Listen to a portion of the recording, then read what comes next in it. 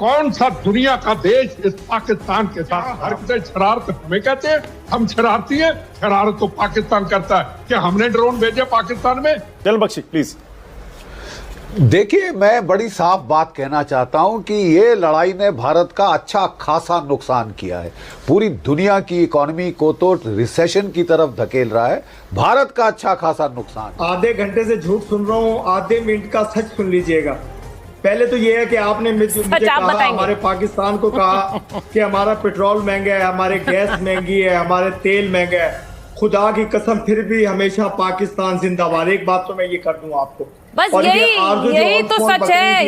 यही तो आपको सुनिए, मुझे आधा मिनट नहीं सुना ना आपने, यही तो आपको घोल के पिलाया जा रहा है। सुने, मुझे बोलने बोलिए। अस्सलाम वालेकुम। देखें नाज़रीन, आज भारत के एक शो में हलचल मच गई है। भारतीय मीडिया और सियासतदानों की चीखें। तरफ था भारतीय पैनल और दूसरी तरफ था पाकिस्तानी पैनल। नाज़रीन, ऐसा टाकरा हुआ जो आप देखकर दंग रह जाएंगे। पाकिस्तान की कामयाब सफारतकारी भारतीय सियासतदान दफाई पोजीशन पर आ गए। पाकिस्तानी पैनल ने भारतीय सियासतदानों की ऐसी बोलती बंद कर दी कि एंकर को मजबूरन पाकिस्तानी पैनल का माइक बंद करना पड़ा। आइए नाजरीन, पहले ये जबरदस्त और सनसनीखेज वीडियो देखते हैं, फिर इस पर बात करेंगे। चैनल को सब्सक्राइब लाजमी कर लें और बेल आइकन को प्रेस कर लें। आपकी मोहब्बत और प्यार का शुक्रगुजार। आधे घंटे से झूठ सुन रहा हूँ, आधे मिनट का सच सुन लीजिएगा। पहले तो ये है कि आपने मुझे कहा, हमारे पाकिस्तान को कहा कि हमारा पेट्रोल महंगा है, हमारे गैस महंगी है, हमारे तेल महंगा है। खुदा की कसम, फिर भी हमेशा पाकिस्तान जिंदाबाद। एक बात तो मैं ये कर दूं आपको, बस यही तो सच है।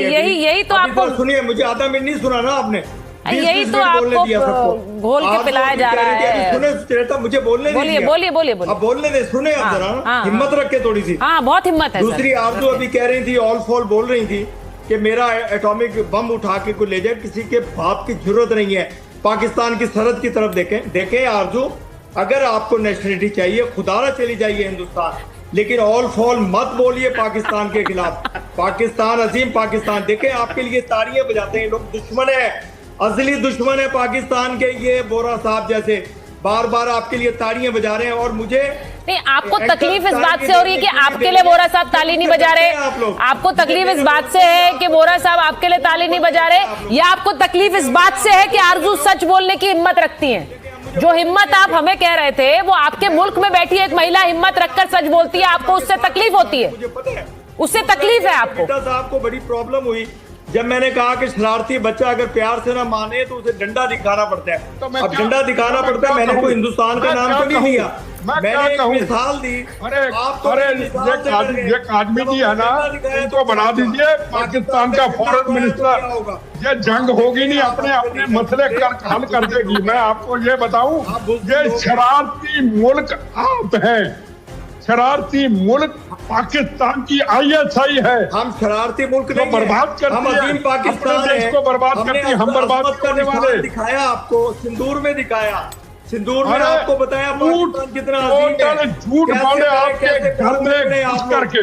अजहर का परिवार मिट्टी में मिला दिया, अजहर को जिंदा रखा, अजहर को जिंदा रखा। तुम देख, तेरा परिवार मिट्टी में मिल गया। ये आज का भारत है, कहाँ बैठे हो आप? संदूर ऑपरेशन तुम लोगों के चने चबा दिए।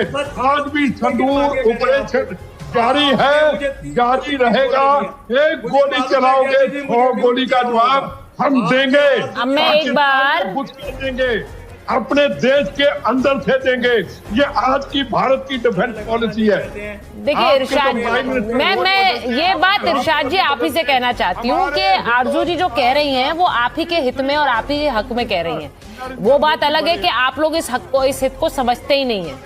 ये जो बार बार, और आपका जो ये आप कह रहे हैं ना कि वो कह रहे हैं अमेरिका उठा ले जाएगा, इजराइल उठा ले जाएगा, वो खुद से नहीं कह रही है। अमेरिका ने आपसे कहा कि आपके लिए कहा है कि आप बहुत खतरनाक मुल्क है और आपका न्यूक्लियर बम खतरनाक है, क्योंकि आपके यहाँ पर ये जिम्मेदारी किसी के हाथ में है ही नहीं। कब किसके हाथ में लग जाए न्यूक्लियर बम, ये बहुत बड़ा खतरा है। तो ये रेपुटेशन है आपकी सर, ये रेपुटेशन है आपकी, और आप उस रेपुटेशन को और पुख्ता करते हैं दिन भर दिन। ये बार बार कह करके आरजू बोलना चाह रही है। आरजू बोलिए। हाँ। जी, मैं बस एक लाइन बोलना चाह रही थी। आप गौर से देखिए, जब जब इरशाद साहब आपके शो में आते हैं, जहाँ ये झूठ बोलते हैं, इनका कैमरा उल्टा हो जाता है। तो उससे आप अंदाजा लगाइए कि इनका कैमरा भी नहीं सह पाता इनके झूठ को। नहीं, और झूठ नहीं, सीधी बात। आरजू आप हंस रही हैं। मैं इरशाद जी इतने गुस्से में ऐसे, देखिए क्या क्या आपको बोल गए, आपको कह रहे हैं नागरिकता ले लीजिए। यहाँ पर सच और आईना दिखाने का रिवाज है ही नहीं पाकिस्तान में कि कोई सच बोल ले। एम्बेसडर बोल रहा, सच नहीं बोल सकते यहाँ पर जो परमाणु चिल्लाते रहे वही है सबसे बड़े इस देश के नेता। कहना चाहता था, ये मेहमान जो डंडा दिखाते हैं बच्चों को, सर जरा पढ़िएगा, भारत में बहुत सख्त कानून है चाइल्ड अब्यूज के। हम डंडा नहीं दिखाते, हम प्यार से समझाते हैं। आप डंडे की जो बात करते हैं, शायद आपको बहुत मार पड़ी होगी बचपन में चाइल्ड अब्यूज का, अभी खुद ही आप कह रहे हैं कि हम डंडा दिखाते हैं। सर समझ जाइए, आपको पता भी नहीं आप क्या कह रहे हैं, पता नहीं कौन सी चरस खा के आते हैं, लेकिन जब इनके शो में आते हैं, one of the most popular in the world, सोच समझ के बात करिए। यही आपके शब्द आके आपको काटेंगे सर, इससे ज्यादा मैं कुछ नहीं कहूँ। बराक ओबामा जी ने क्या कहा था? हाँ। ये पाकिस्तान आतंकवाद की फैक्ट्री है, यही कहा था। जब 370 धारा हटी, कौन सा दुनिया का देश इस पाकिस्तान के साथ खड़ा हुआ?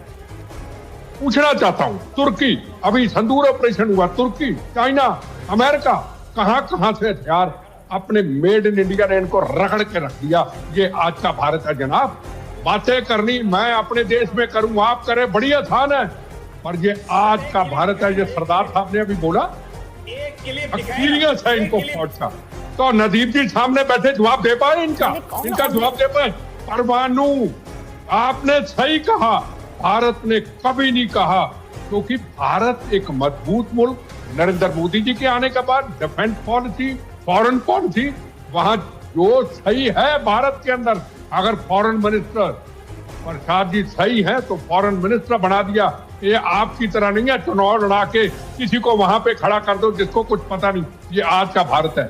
अजीत डोभाल, हिंदुस्तान के सुरक्षा एडवाइजर, अभी आपने मूवी देखी होगी, पाकिस्तान की करतूतें दिखाई। ये कहते हैं आतंकवाद। एक सुनिए, ये पंजाब के अंदर रोज ड्रोन भेजा जाता है, रोज हथियार बेचे जाते हैं, रोज नार्को टेररिज्म भेजा जाता है।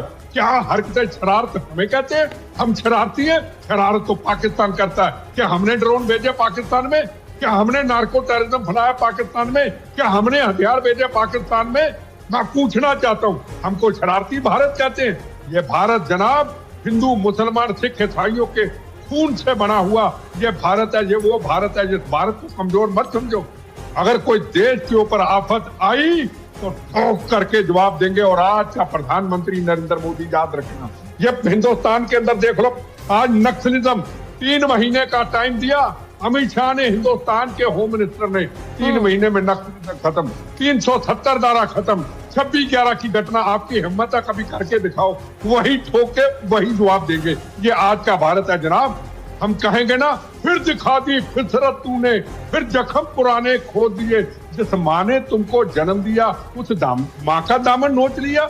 हमारे से निकला हुआ पाकिस्तान ये हमको धमकी देता है। मुझे समझ नहीं आती, जब पाकिस्तानी पैनल गुफ्तगू करता है, अपनी बात करता है, तो ये जो इंडियन मीडिया है ये इनके माइक क्यों बंद कर देता है? अगर आपको सच सुनने का हौसला नहीं है तो आप पाकिस्तानी लोगों को ना बुलाया करें। ये जो खातून बैठी हुई है पाकिस्तानी, ये पाकिस्तानी तो नहीं लग रही, ये तो इसराइल की एजेंट लग रही हैं। आपकी क्या राय है? आप कमेंट सेशन में जरूर बताएं मुझे प्लीज। देखिए, मैं बड़ी साफ बात कहना चाहता हूं कि ये लड़ाई ने भारत का अच्छा खासा नुकसान किया है।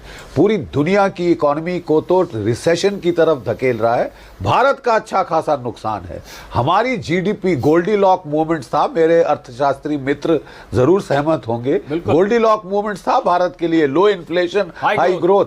आप 7 से 8% ऑफ जीडीपी हमारी इकोनॉमी जा रही थी। गोल्डमैन सैक्स ने क्या बोला है, स्टैंडर्ड एंड पुअर ने क्या बोला है, 5.9 to 6.1% हमारा इकोनॉमिक आउटलुक हो गया है। साहब सीधा पेट पे लात मारी है, चाहे अमेरिका के डोनाल्ड ट्रंप साहब ने या हमारे बड़े घनिष्ठ मित्र जो नेतन्याहू साहब ने।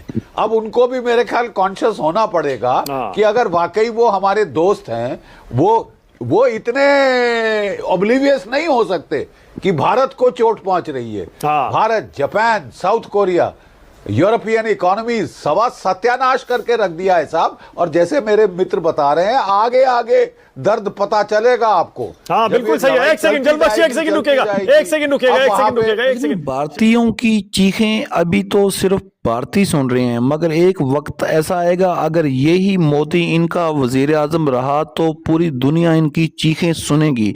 नाजरीन, जब आप लोग दूसरों को दहशतगर्द कहते हैं तो जो आपके मुल्क में दहशतगर्दी होती है उनको कौन रोकेगा? जो ये लोग कह रहे हैं, नहीं आपको तो जवाब देना ही पड़ेगा इरशाद जी, आपको बुलाया ही इसीलिए है। मैं आपसे पूछूंगी, ये बताइए कि हर बार आप लोगों के लिए कोई खिलौना है क्या पाकिस्तान में परमाणु? इस पूरी दुनिया में एक युद्ध चल रहा है, युद्ध के साइड इफेक्ट्स क्या होते हैं पूरी दुनिया देख रही है, हर कोई प्रार्थना कर रहा है युद्ध खत्म हो, और आप इकलौते हैं जो बार बार परमाणु परमाणु चिल्लाते रहते हैं। कोई जिम्मेदारी एक परमाणु मुल्क होने की समझता है पाकिस्तान?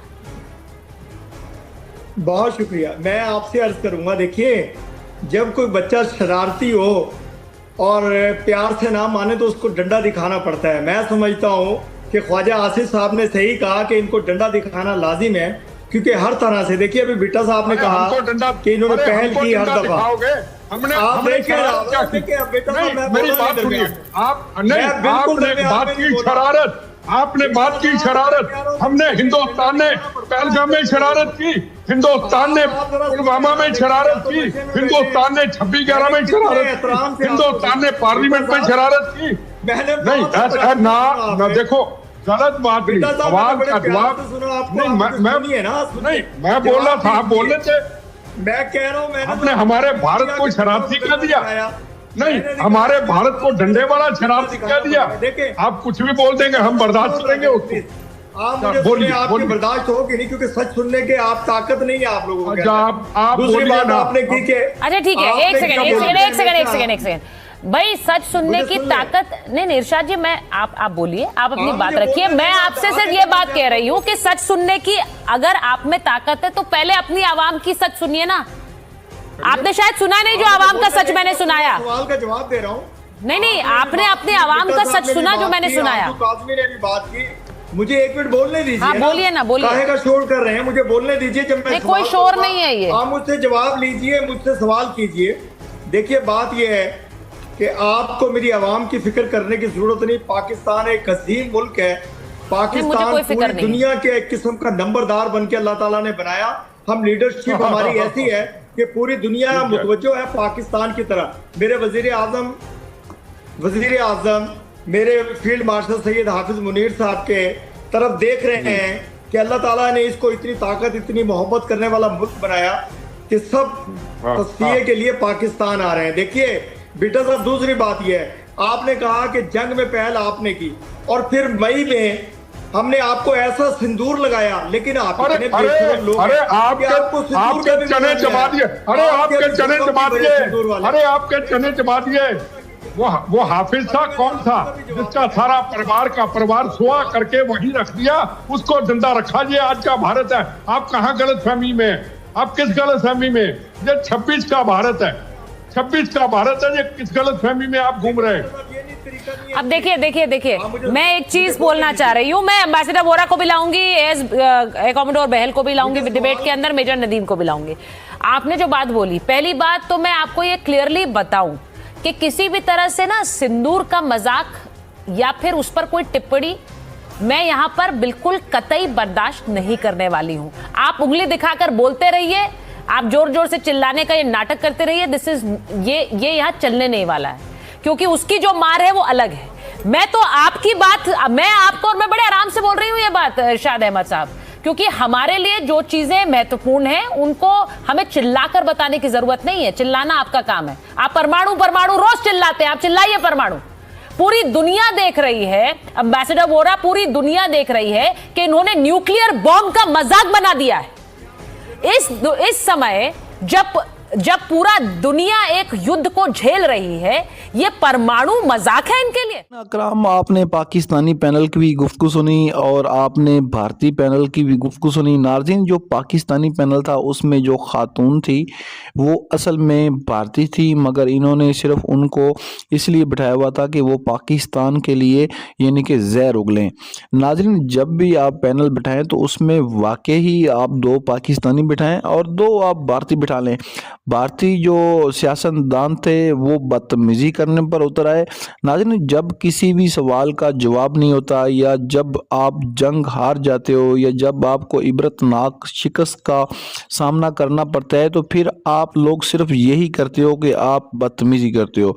बदतमीजी जो है करना कोई सियासतदान का शेवा नहीं है, बदतमीजी इनको भी करनी आती है। मगर नाज़रीन, जब पाकिस्तानी पैनल का जो बंदा था वो बोल रहा था तो तब ये जो इंडियन मीडिया था, जो एंकर थे, वो इनके माइक बंद कर देते थे।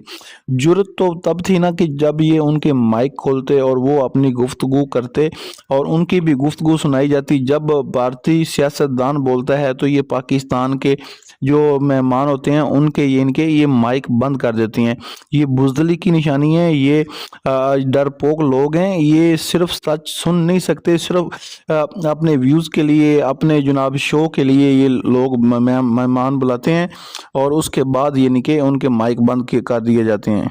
नाज़रीन, जैसे कि आपको पता है कि मोदी ने जो नाकाम कोशिश की थी पाकिस्तान पर हमला करने की, वो उस नाकाम कोशिश पे नाज़रीन मोदी को मुंह की खानी पड़ी और नरेंद्र मोदी को ऐसा पाकिस्तान ने मज़ा चखाया कि वो दोबारा पाकिस्तान को मैली आंख से नहीं देखेगा।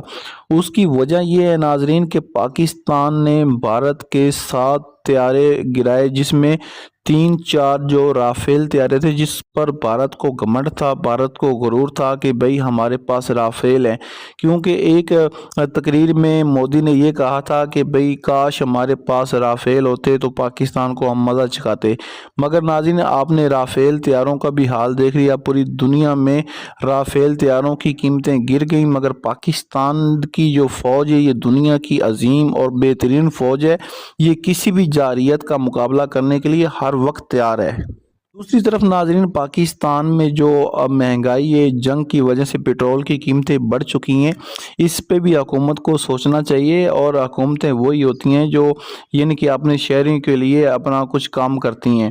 तो नाज़रीन, पाकिस्तानी कौम वैसे यानी कि आपको पता है कि महंगाई की चक्की में पिस रही है। ऊपर से जब पेट्रोल की कीमतें बढ़ेंगी तो हर चीज़ की कीमतें बढ़ जाएंगी। तो नाज़रीन, दुआ है कि अल्लाह ताला एक पाकिस्तान को ऐसा अजीम और बेहतरीन लीडर दे जो पाकिस्तान के लिए काम करे और पाकिस्तान को दुनिया का अजीम मुल्क बनाए। बाहर से लोग पाकिस्तान में नौकरियां करने के लिए आएँ। अगर आपको ये वीडियो अच्छी लगी तो वीडियो को लाइक कर दें, चैनल को सब्सक्राइब कर लें और बेल आइकन को प्रेस कर लें। मिलते हैं एक न्यू ज़बरदस्त बेहतरीन वीडियो के साथ। तब तक अपने मेज़बान को इजाज़त दीजिए। अल्लाह हाफिज़।